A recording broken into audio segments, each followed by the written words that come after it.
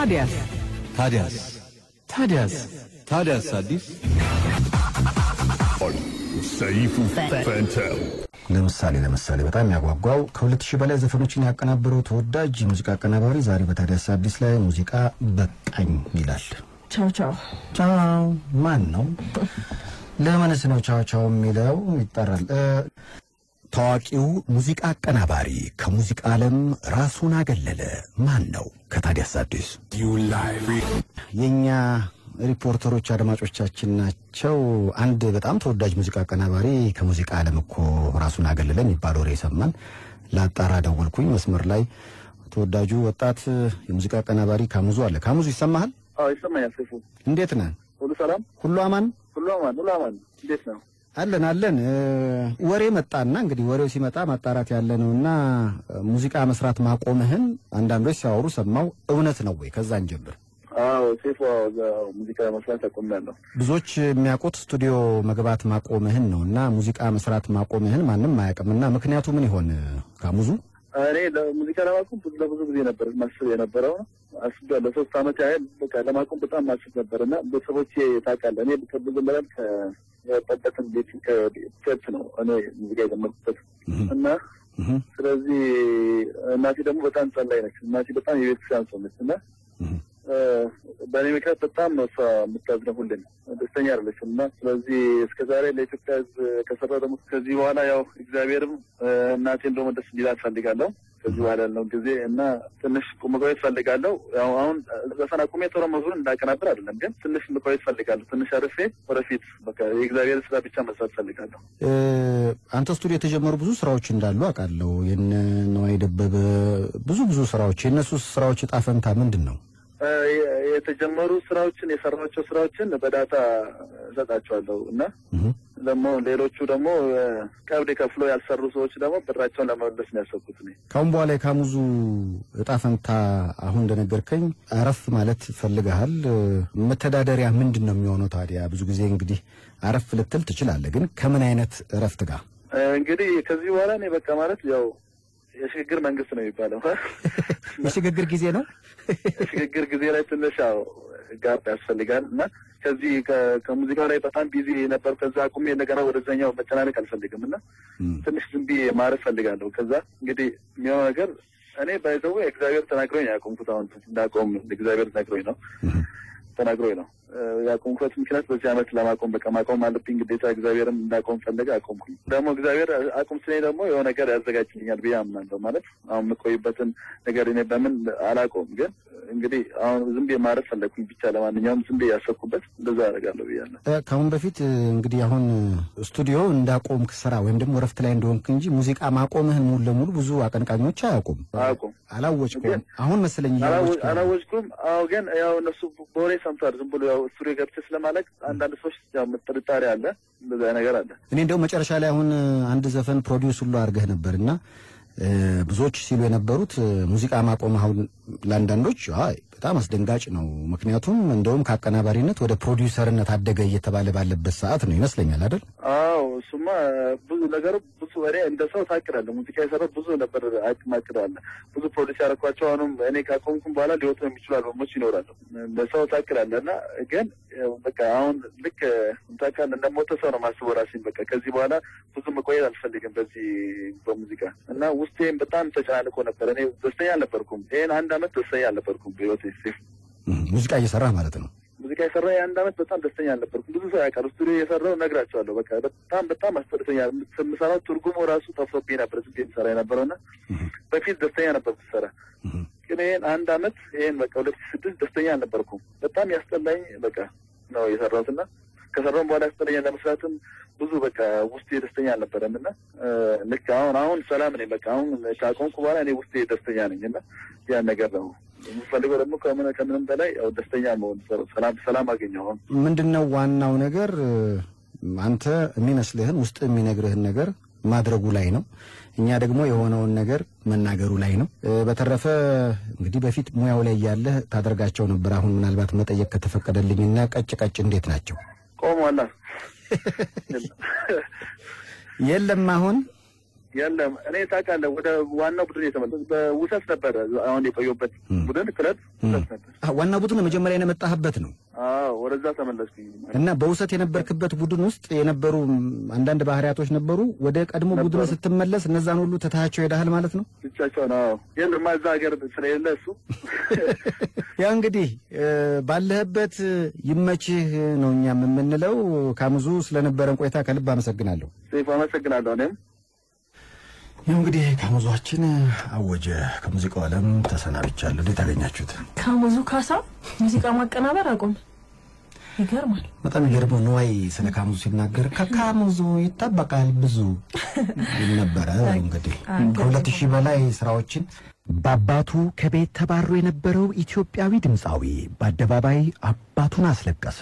ከታዲያስ አዲስ የመገናኛ ብዙሃን ትልቅ ወሬ ነው። እንግዲህ The Voice የተባለ አሜሪካን ውስጥ የሚደረግ NBC የተባለ ቴሌቪዥን ላይ የሚቀርብ ቁጥር 1 ሊባል የሚችል የቴሌቪዥን የመዝናኛ ዝግጅት አለ። ልክ እንደ አሜሪካን አይድል አይነት ስሜት አለው። እንደውም አሁን እኮ አሜሪካን አይድልን ሙሉ በሙሉ እየበለጠው ነው እየተባለ ነው ያለው። በልጦታል በእርግጠኝነት ነው። እነ ብሌክ ሸርተር፣ እነ ፋሬ ዊሊያምስ፣ እነ ግዌን ስቴፋን እና አዳም በዳኝነት ነው የሚሳተፉት። እነዚህ አሁን ስማቸው የጠራዋቸው አቀንቃኞች በዓለም ላይ ቁጥር 1 የምትላቸው በጣም ታዋቂ ናቸው። እነዚህ ናቸው የሚዳኙ፣ እነዚህ ናቸው ኮች የሚያደርጉ።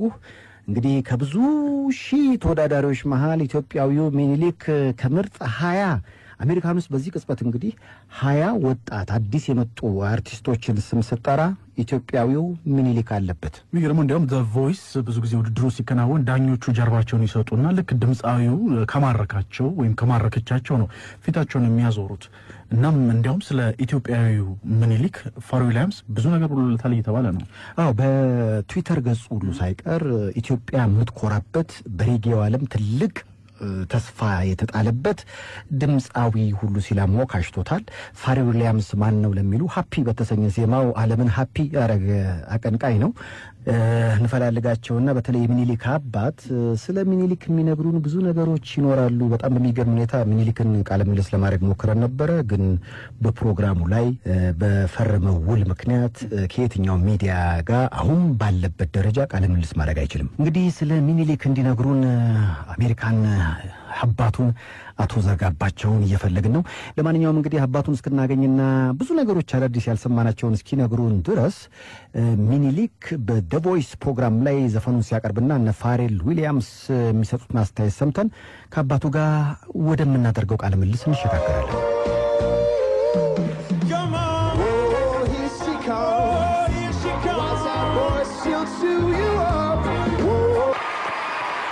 Menelik, I have to say, like, Ethiopia is so proud of you, dude, because you just shined.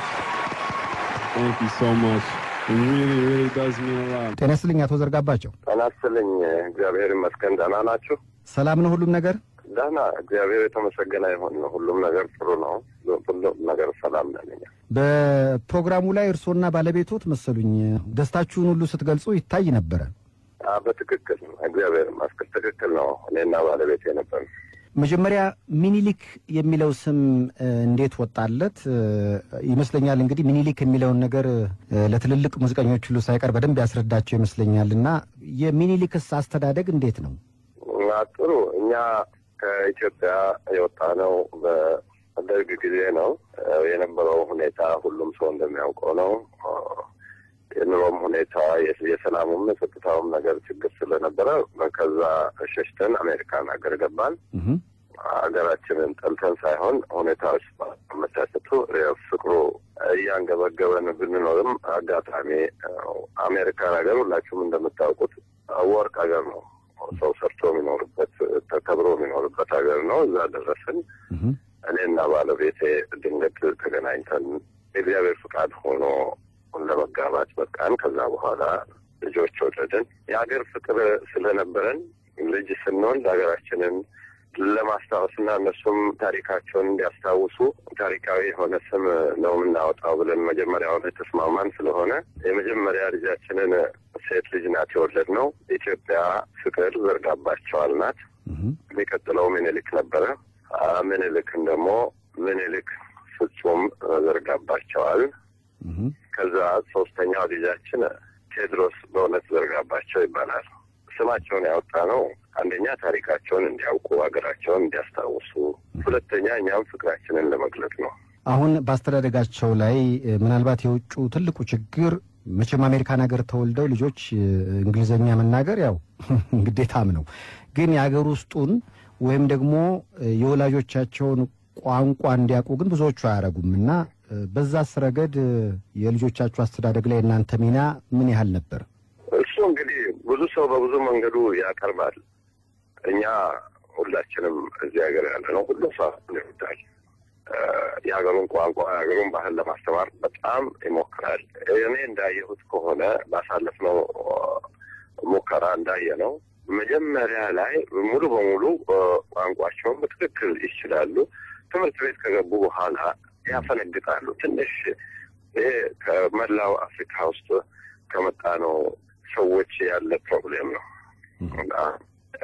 ልጆቻችን አሁን በአማርኛ ቁልጭ አድርገው ይሰማሉ። ለመናገር ግን በጣም ይቸግራቸዋል። ብዙዎቹ ትንሽ ከአጋጣሚ ሲያገኙ ብዙ የኢትዮጵያን ልጆች አንድ ሁለት ጊዜ ኢትዮጵያ ሲሄዱ ሙሉ በሙሉ ተቀይረው ይመጣሉ እና አማርኛ በትክክል ይሰማል። ይስገራል ግን ንግግሩ ያው የፈረንጅ አይነት ኮልታፋ ንግግር ነው የሚሆነው። እኛም ቃለ ምልልስ ልናደርግለት ፈልገን ነበር ግን The Voice በሚለው ፕሮግራም ላይ ፈርሟል ለሚዲያ ቃለ ምልልስ ላለመስጠት የሚባል ነገር ሰማሁ። እውነት ነው? ትክክል ነው። የራሳቸው የሆነ ህግ አላቸው። እኛም መናገር የምንችለው በጣም የተወሰነ ነበር። አሁን ነገሩ ወደ ማዕከል ላይ እየወጣ ስለሄደና በህዝብ ግንኙነት እንትን ላይ እየታየ ስለሄደ ሚስጥርነቱ እየቀነሰ ስለሄደ ነው። ግን ወጣም ወረደም በስራ ስነ ስርዓታቸው ለብዙ እንትኖች ድርጅቶች ኢንተርቪው ማድረግ አይችልም። ሌላው ምናልባት ማወቅ የፈለኩት እንዴት ነው አስተዳደጉ ላይ ዘፋኝ የመሆን ፍላጎት አይታችሁበት ነበር? ለአሁኑ ሚኒሊክ የእናንተስ አስተዋጽኦ እንዴት ነበር ካስተዳደጉ ጋር? እዚህ ላይ በጣም ጥሩ አጋጣሚ አግኝቻለሁ። እናንተ ይህን አጋጣሚ ስለሰጣችሁኝ እጅግ በጣም አመሰግናለሁ። እዚህ ላይ አንድ የምናገረው ነገር አለ። እኔ ራሴ ከባለቤቴ ጋር ያሳለፍነው ተመክሮ ስለሆነ ነው። ብዙ ወላጆች ፍላጎታችን ልጆቻችን ዶክተር፣ ኢንጂነር፣ ሎየር እንዲሆኑ ነው። እግዚአብሔር ግን የፈጠረላቸው ነገር የተለያየ ነገር። ፈረንጆች በዚህ ነው የሚበልጡን። አሁን እኛ መበለጣችንን ተሸናፊነታችንን አምነን ልጃችንንም እግሩ ላይ ወድቀን ይቅርታ ጠይቀናል ባደረግነው። እኔ ከቤት ሁሉ እስከ ማባረር ድረስ ደርሼ ነበር። እንዴት ዘፋኝ ትሆናለህ?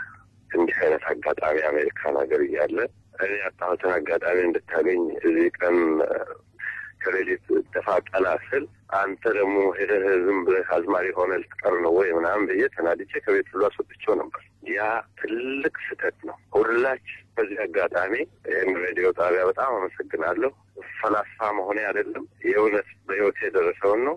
ልጆቻችንን እግዚአብሔር በሰጣቸው ተሰጥኦ ተመርተው ማድረግ የሚፈልጉትን ነገር እንዲያደርጉ እርዳታ ማድረግ፣ አንዳንድ ወልከፍ የሚል ነገር ካለ ምክር መስጠት ነው እንጂ ጠፍጥፈን ሌላ ሰው ለመስራት መሞከር የለብንም። ይህን ሁሉም ወላጅ እንዲማርና እንዲያውቀው እፈልጋለሁ የማለት ይህን ሀሳብ መስጠት በጣም እፈልግ ነበረ። በዚህ አጋጣሚ አሁንም እችም በጥብቅ ሁላችንም እንድንማረው ነው። ልጆቻችን እኛ እንደፈለግነው ሳይሆን እግዚአብሔር እንደፈለጋቸው በተሰጧቸው እንዲሄዱ ማድረግ፣ መርዳት፣ መመካከር አስፈላጊ ነው እላለሁ። ለምን ይህን ያልኩበት ምክንያት እኛ ሚኒሊክ ዘፋኝ እንደሆነ አናውቅም። የእኛንም ፍላጎትና ንግግር ሁኔታ ስለሚያውቅ ተደብቆ ቆየ ሲጨነቅ።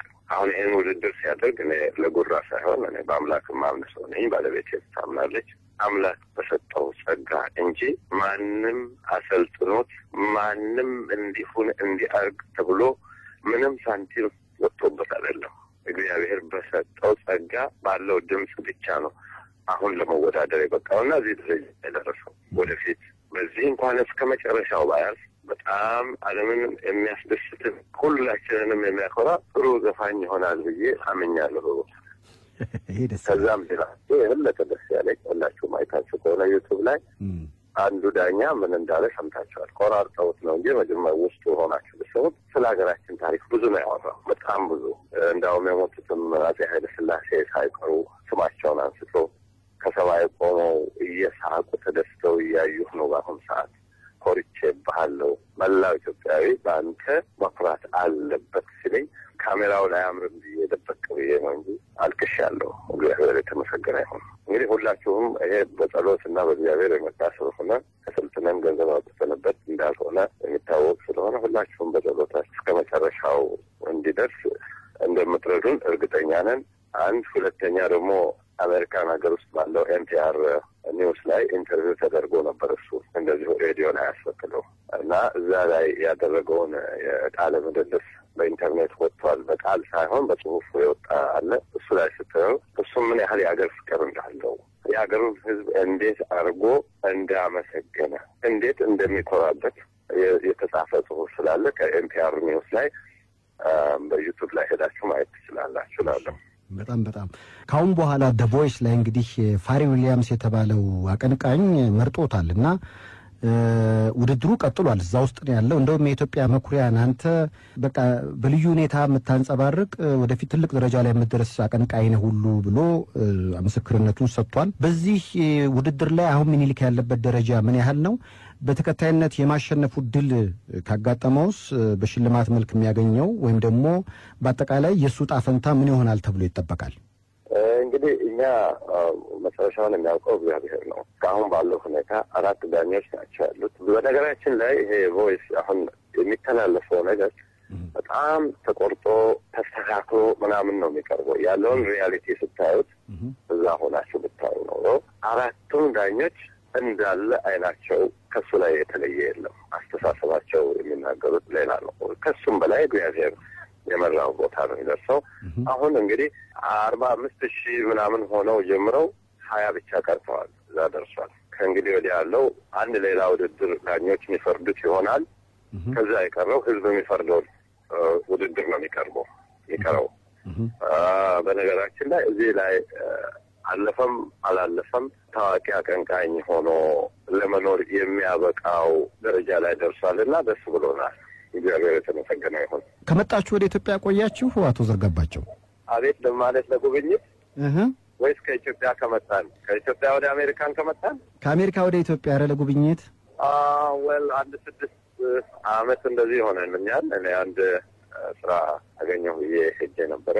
በተለያዩ ሁኔታዎች ሳይሳካልኝ ተመልሼ መጥቻለሁ። ወደፊት ደግሞ ኖሮ ከመሬት ዞሮ ከቤት የሚባለው ነገር አለ። ጡረታችንን ሀገራችንን እንደምንኖርና ሌላም ነገር እንዲሁ ለሀገር የሚረዳ ነገር እግዚአብሔር እሱንም ቦታ ካደረሰው በሱም በእኛም እርዳታ አንድ ላይ ሀገራችን ውስጥ አንድ ነገር ለልጆችና ለአሮጊቶች የሚሆን ነገር ለማድረግ እያሰብን ነው። እግዚአብሔር ፈቃድ ይሆን ሰው ያስባል። በጣም ደስ ይላል። እዚህ ላሉት ቤተሰቦቹ ዘፈን መጋበዝም ከፈለጉ ወይ መልእክት ካለዎት እየሰሙት ስለሆነ በዚህ አጋጣሚ የሚሉትን ነገር እድል ላመቻች። እንግዲህ ሁሉንም ቤተሰቦቼን ብቻ ሳይሆን ጠቅላላው የሀገሬ ሕዝብ ከኔና ከባለቤቴ ጋራ ከቤተሰቦቼ ጋር ሆኖ እየተደሰተ መሆኑንና ሁሉም እያጨበጨበና እየጸለየ መሆኑን ስላወቅን በሀገራችን የበለጠ ኮርተናል። አምላክ ፍቅርና ሰላም ያለው ጤና ያለው ትክክለኛ ፍትህ ያለው ኑሮ የሚሰጥ ህይወት ያለን ሰዎች አድርጎ የድሮ ታሪካችንን መልሰን የበለጠ አድርገን እንድናሳብበው ያብቃን እላለሁ። ይቅርታ ትንሽ ኤክሳይትድ ሆኜ አማርኛ የጠፋ እንዳይመስላችሁ። ምንም ችግር የለም። አቶ ዘርጋባቸው ከአሜሪካን ከታዲያስ አዲስ ጋር ስላደረጉት ቆይታ ከልብ አመሰግናለሁ። እሺ ጌታ፣ እናንተም ለሰጣችሁን እድል እጅግ በጣም አመሰግናለሁ። ሳኒቴሪያ የዜማ መጠሪያ ነው። እንግዲህ ምኒልክ ዘርጋባቸውን ነበር ቀደም ሲል ከአባቱ ቃለ ምልልስ በኋላ የጋበዝናችሁ ዘፈን ቮይስ ላይ እንግዲህ ካሸነፈ አሁን ራሱ 20 ውስጥ መግባቱ በራሱ ዝነኛ አድርጎ ያኖረዋል። ምክንያቱም በዚህ ፕሮግራም ላይ 20 ውስጥ መግባት ታሪክ ነው። ከዚህ ሁሉ ሺህ ተወዳዳሪ ምናልባትም እንግዲህ አሜሪካ ውስጥ በዚህ ሰዓት በሚዳኙት ዳኞች በጣም በትልልቅ ሰዎች ናቸው። በአሜሪካ የሙዚቃ ኢንዱስትሪ ውስጥ ትልቅ ቦታ የሚሰጣቸው ሰዎች ናቸውና ይሄንን ደረጃ ማግኘቱ በራሱ አሜሪካ ውስጥ ካሉት 20 ድምጻውያን አንዱ ሊባል ያስችሏል ማለት ነው። አሁን ባለው ደረጃ እንግዲህ 20 አዳዲስ ድምጻውያኖችን ይጠራከተማል። ምኒልክ ዘርጋባቸው አለበት። ዳጥሩነቱ ደግሞ በዚህ ውድድር ላይ 6 አሸናፊዎች ነው የሚኖሩት። ስለዚህ 14 ነው የሚቀሩት ማለት ነው። ስታስበው ራሱ የማሸነፍ ድል ራሱ በጣም ሰፊ ነው። ከ20 ውስጥ 6 ነው የሚመረጠው። 2011 አካባቢ ነው ይሄ ፕሮግራም የተጀመረውና ኤንቢሲ ነው በኤንቢሲ ላይ የሚተላለፈውና ሽልማቱ በጣም ብዙ ከመሆኑ የተነሳ ብዙ ነው። በኢትዮጵያ ብርና ድርድረን አልናገርም። በብር ነገር በነገራችን ላይ አባትየው ሲናገሩ በጣም ሲሰማቸው ነበር። የገረመኝ ነገር ለምናልባትም ለብዙ አባቶች ትልቅ ትምህርት ሊሆን የሚችል ነገር ነው ሲናገሩ የነበረው። ልጆችን አንጠፍጥፋቸው፣ ጠፍጥፈን አንሳራቸው፣ ራሳቸው በቃ የተሰጣቸው ነገር አለና እንልቀቃቸው የሚሉት ነገር ያሉት ነገር ለሌሎችም በጣም ይጠቅም ይመስለኛል። ያው እንግዲህ ሚኒሊክ ዘርጋባቸው በዘ ቮይስ ፕሮግራም ላይ ኢትዮጵያንም አኩርተዋል። ምክንያቱም ፋሪ ዊሊያምስ እንደተናገረው ከሆነ አንተ ኢትዮጵያ እንደውም አባቱ የተናገሩት ነገር ብዙ ነገር ነው ያለው። ተቆርጧል ፋሪ ዊሊያምስ በዚህ ሰዓት ላይ ኮጃኔ ከላይ ሆነው ሰማይ ቤት ባንተ ደስ ይላቸዋል። ምክንያቱም እንደዚህ አይነት የሬጌ አርቲስት አይቻል አቅም አይነት ሐሳብ ነው ይሄ ሁሉ ሲናገር ነው ያልቅሽ ነበር አሉ። ያ ፕሮግራሙ ላይ እንደዚህ ተቆረጡ ነገሮች አሉ። በተጨማሪ እንግዲህ ምናልባት አሁን ባለው ስታተስ ወይም ደግሞ ደረጃ ዩኒቨርሳል የሚባለው ትልቁ የአሜሪካን ሙዚቃ አሳታሚ ድርጅት በደረጃው ከፍ ያለ ሲሄድ ያስፈርመውና እንደ ትልልቆቹ አርቲስቶች አልበሙን የማውጣት አሁን የሱ ድል ምንድነው በሬጌ ዘርፍ እሱ ብቻ ነው ያለው። ሬጌ ደግሞ በአብዛኛው አሁን ዘመኑ የሬጌ ነው ስለሚባል የማሸነፍ ተስፋውን ትልቅ አድርጎታል። ይሄም ሆኖ 20 ውስጥ መግባቱ ራሱ አሁን አሜሪካ ላይ ለመታወቅ ቢበቃል ነው የምንለው። ለገንዘቤም አንደኛ ለሚኒሊክም ከ6 ውስጥ አንደኛ ገንዘቤ ዲባባም እንግዲህ 3 ውስጥ ገብታለች። ሚኒሊክ ዘርጋባቸው አሜሪካን ዘ ቮይስ ፕሮግራም ላይ 20 ውስጥ ገብቷል። ሁሉም እንዲቀናቸው ፋሲል ደሞዝ ላይ አውስትራሊያ ሄደ ጊዜ እንደዚህ ጠፋ በዛው ቀረ ሲባል ነበር። አልቀረውም ብሎ መጣ። ይሄም ድምጻዊ ልክ እንደዛው እንደ ፋሲል ከችሊል ይችላል ወይም ደግሞ የተባለው ነገር እውነት ሆኖ በዛው ሊቀርብ ይችላል። በሁለት መንታ መንገዶች ላይ ነው። ግን ወሬው እንደ ወሬ በጣም ስለተወራና የማህበረ ገጽ እንግዲህ መወያያ ስለሆነ እኛም ለቤተሰቦቹ ጋር ደውለን ነበር። ኧረ ዛሬ ጧት ደውሏል ለኛ ስለመቅረቱ አልነገረንም። ግን እኮ እሱ ካሁን በፊትም አውስትራሊያ ሄዷል፣ አሜሪካን ሄዷል፣ ብዙ ሀገር ይመላለሳል፣ ከፈረንጆች ጋር ይሰራል፣ ሊመለስ እኮ ይችላል። ማን ይሄን ያለው አሉ። እንግዲህ ያለውን እኛ ደግሞ እያጣራን ስንሄድ ምናልባት ከዚህ ወደ አውስትራሊያ የወሰዱት ለስራ አቦድሬ ኢንተርቴይንመንት ይባላሉ። ወሬው የሾለከው ምንድነው? አቦድሬ ኢንተርቴይንመንት ሌላ ዘፋኝ ለማምጣት ከሌሎች ዘፋኞች ጋር ሲደራደር ይህ ድምጻዊ አይ የለም እቀራለሁ ያለው ልክ የዛሬ ሳምንት ውድ ነው ተባለ። ምክንያቱ በጣም ፐርሰናል ነው አልገልጽም ነው ያለው ድምጻዊውና በዛ የተነሳ እንግዲህ አቦድሬ ኢንተርቴይንመንት ለ5 አመት ከዚህ ወደ አውስትራሊያ ሰው ወስደሽ ያ ሰው ባለው በቃሉ መሰረት በቀኑ የማይመለስ ከሆነ ለ5 አመት ላይሰንሱ ይታገዳል። እና ላይሰንሱ ሲታገድ ነው ወሬው የወጣው። በጣም ይገርማል። እና ወሬው እንግዲህ ላይሰንሱ ታገደ ወይ የሚለውን ደወልን። አዎ አረጋግጡልን። አቦድሬዎች እሱስ እንዴት ነው ማይመጣል ይቀራል ስንላቸው ፐርሰናል ነው ብሏል። ግን እንደማይመጣ ግን ነግሮናል። ወደ ቦሌ አልኩኝ አውስትራሊያ ወደ ኤርፖርት ልንወስደው ስንል የነሱ ሀገር ቦሌ ልንወስደው ስንል ወደ ሀገሩ እንዲመለስ አይ ግል ጉዳይ በሆነ ምክንያት እዚሁ ትንሽ መቆየት ፈልጋለሁ ግን አለን የሚል ነገር ነገሩን። ግን ይሄን ሁሉ ነገር ካወራን በኋላ እሱም ብንደውል ማግኘት አልቻልንም። ምክንያቱም ገና አሁን ስለሆነ ወሬው የሚሾልከው ማጣራት አልቻልንም። ለማንኛውም የሚመለስም ከሆነ በጣም ጥሩ፣ ግን ብዙ አፍቃሪዎች ስላሉት እዚህ ስጋትም ስለሆነ ማጣራት ስላለብን ነው። ድምጻዊው ይሄን ሲሰማ እመጣለሁ እቀራለሁ የሚለውን ሊነግረን ይገባል። እስካሁን ግን ማንነቱን አልነገርከንም። የአባቱ ስም ማን ነው? የአባቱ ስም ማን ነው? ማን ነው የአባቱ ስም? ማን? የሱስ ስም ናቲ ብቻ እንዳትለኝ። ናቲ ማን እንዳትለኝ። ናቲ ማን እንግዲህ ናቲ ማን እኮ በማለት አሜሪካን ሀገር፣ አውስትራሊያ፣ ሌሎችም በጣም ብዙ ሀገሮች ኮንሰርት ሰርቷል። አሁንም ግራ የገባንና እኛም እንግዲህ ፕሮሞተሮቹ እንግዲህ ከነሱ የቀረበ ነገር የለም በዚህ ሰዓት ላይ። ለቤተሰቦቹም ካልተነገረ ድንገት የወሰነው ነገር አለ ማለት ነው። የሚመለስም ከሆነ እዚህ ያሉት አድናቂዎቹ ሐሳብ ገደላቸው። የሚቀርም ከሆነ ደግሞ ባለበት ሆነ የሙዚቃ ስራዎችን ለመስራትና በተለይ ከፈረንጆች ጋር ብዙ ስራዎችን የሰራ እንደሆነ አውቃለሁና ለዛ ይጠቅመዋል የሚል ነገር አለ። ለማንኛውም ቀረ የተባለ የሚወራው እሱ ግን ማረጋገጫ ያልሰጣበት ድምጻዊ አውስትራሊያዊ ናቲ ነው። በጣም ናቲ ያስደነግጣል። እንደውም አዲስ ነጠላ ዜማ ሰሞኑን ተለቆ ነበርና ናቲ ፊቸሪንግ ገብቶበታል የሚል ነገር ሰምቼ ነበር እኮ አይደል? አዎ ናቲማን በፊቸሪንግ ተሳትፏል ተብሏል። እኔ በበኩሌ አልተዋጠልኝም። እኔ እንደውም ከሱ እስከሰማ በጣም ቸኩያለሁና ያው አቡድሪዎች እነሱ ሜልቦርን ላይ እና ደግሞ ሌላ አውስትራሊያ ውስጥ ሌላ ከተማ ላይ ሙዚቃ ስራውን እንዲያቀርብ በጣም ያበደ ሙዚቃ ኮንሰርት ነበር የሰራው አሉ። እንግዲህ አሁን የመጨረሻውን ነገር አሁን ወደ ቤተሰብ ያላመጣው ነገሮችን እስኪሞክር ሊሆን ይችላል።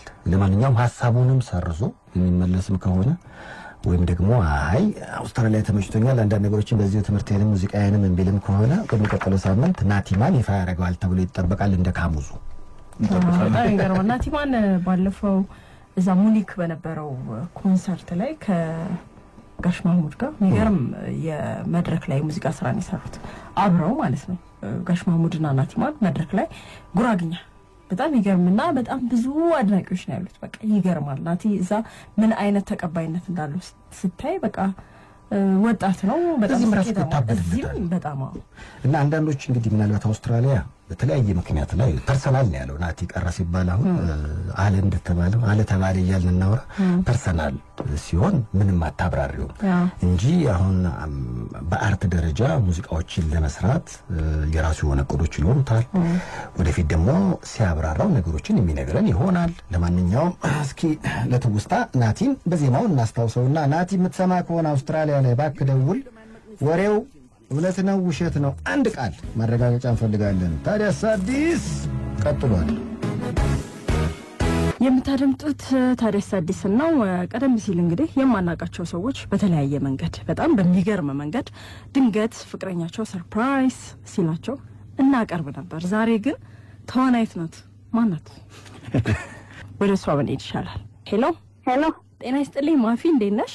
እግዚአብሔር ይመስገን። እንዴት ነሽ? መጀመሪያ እንኳን ደስ ያለሽ። እንኳን አብሮ ደስ አለን። ማፊ ስልሽ ምናልባት አድማጮች ድንግር እንዳይላቸው በቤቶች ድራማ ላይ የምትታወቂበት ስም ነው ማፊ? አዎ። ትክክለኛው ስምሽ ገሊላ ነው? አዎ። እስቲ ንገሪኝ፣ ፍቅረኛሽ ልክ ቲያትር ሰርተሽ ስትወጪ እሁድ ቀን ከስቴጅ ላይ እንደወረድሽ ነው ታገቢኛለሽ የሚል ጥያቄ ያቀረበልሽና እስኪ ከሱን ጀምር። ማን ነው? ዮናስ ይባላል። ዮናስ ሞባይል? አዎ። ዮናስ ሞባይል እኛ ፕሮግራም ላይ ተባባሪ አዘጋጅ ማለት እንችላለን። ማለት በጣም የረጅም ጊዜ ከታዲያስ አዲስ ጋር አብሮ የተጓዘ ነውና ዮናስ ሞባይል አድማጮችም በጣም ያውቁታል። እስቲ እንዴት ነበረ መጀመሪያ የተገናኛችሁት? ስልክ ልታሰሪልሽ ነው? አይ ስልክ ላሰራይሽ አይደለም። የተገናኘንበት አጋጣሚ የሆነ ጊዜ ዮናስ እንደሚፈልገኝ ሰዎች ይነግሩኝ ነበር በተደጋጋሚና ያው ሚስለኝ ለስራ እንደሚፈልገኝ ነበረ ወይ ለሆነ ነገር ነው ማስበው የነበረውና ከዛ በኋላ በቴዲ በኩል ስልኬን ወሰደና ደወለልኝ አንድ ሁለት ጊዜ። ከዛ ይሄንን ቲያትር መጀመሪያ ቀን ሰራበት ቀን ስለነበረ እዛ ቀጠርኩትና ቲያትሩን እንዲያይጋበዝኩት። ቲያትሩን ካየ በኋላ ሻይ ጠጣን ማለት ነው። የዛን ቀን ተጀመረ። ከዛ እስኪ ምን ያህል ጊዜ ቆያችሁ ግን ከዛ በኋላ? ጊዜው ብዙም ረጅም ብዙም አጭር አይደለም። እሺ ብሔራዊ ቲያትር ሰርተሽ ስትወርጂ ነው እንግዲህ ድንገት ታገቢኛለሽ ጥያቄ ያቀረበልሽና ቲያትሩ ምን ነበር? እስቲ ከነማን ጋር ነበር የሰራሽው? ቲያትሩ ቅጥልጥል ኮከቦች ይባላል። ሽመልስ አበራ፣ ዳንኤል ተገን፣ መሰረት ህይወት፣ ራፌል ተካ በጣም ብዙ ተዋናዮች ነው የሚሳተፉበት ቲያትሩ እና ዛሬ በመሪ ካራክተርነት ሰራለሁ። ከዛ እንዴት ነበረ? እስቲ ያለውን ሁኔታ ንገሪኝ እስቲ። ሁሌ ቲያትር ስገባ ያደርሰኛል እና የዛን ቀን አድርሶኝ በኋላ በቃ አልመጣልሽም እኔ ሰርግ ስላለብኝ ብሎኝ ሄደ ማለት ነው። ከዛ ቲያትር እየሰራው እያለ ባክስቴጅ ሜሮን መጣች። ሜሮን ጌትነት ማለት ነው። ምን ልትሰሪ ነው የመጣሽው ስላት ቲያትር ልሰራ ነው የመጣሁት አለችኝ። እሺ እና ለምን አንዳንድ አንሰራም ማለት ኩሽ በጣም ደስ ይለኛል። እሺ ምናምን አልኳት። ቁጭ ብላ ቲያትሩን አየች። ከዛ ከትንሽ ደቂቃ በኋላ እስክሪብቶና ወረቀት ይዛ መጥቶ ትጽፋለች። እሺ እንዴ ሜሪ ምንድነው የምትጽፊው ስላት ዲያሎግ አለች። እሺ በቃ ስራዬን መስራት ጀመርኩኝ። ትንሽ አሞኝ ነበር የዛን ቀንና በግድ ነበር ስቴጅ የሰራሁት ራሱ። ከዛ ልክ ከርታን ኮል ላይ ስወጣ ሜሮን ማይክ ይዛ ወደ ስቴጅ ገባችና ማውራት ጀመረ ስለ ቲያትሩ እና በጣም ግራ ገባኝ። እነሱ መልስን ምንድነው ዛሬ ቲያትሩ እየተመረቀ ነው ምናምን ስላቸው እኔ እንጃ ይሉኛል ሁሉ። ከዛ ካወራች በኋላ የምታወራው ወሬ ቀስ በቀስ ትኩረቱ ወደ እኔ ሆነ ማለት ነው። ስለኔ ሆነ ረጅም ሰዓት የምታወራው እና ብሔራዊ ስቴጅ የመጀመሪያዋ ነው ምናምን ብላ ተዋናዮቹ የአበባ ስጦታ አዘጋጅተውላታል አለች። ከዛ ረጅም ሰዓት አበባ ያዛችሁ ሰዎች ውጡ ቢባል የሚወጣ ሰው ጠፋ። ከዛ ዞርኩና ለሽመልስ ግድ የለም እዛው ባክስቴጅ ትሰጡኛላችሁ አበባውን ስለ ዞር ስም ዮናስ ወጣ ስቴጅ ላይ። አዎ በዛን ሰዓት የተሰማኝ ስሜት ልነግርሽ አልችልም። 1000 በላይ ሰው ነበር አዳራሽ ውስጥ የነበረው እና በቃ በጣም ደነገጥኩ። አምልጬ ልወጣ ስል እነ ሽመልስ ናቸው የመለሱኝ።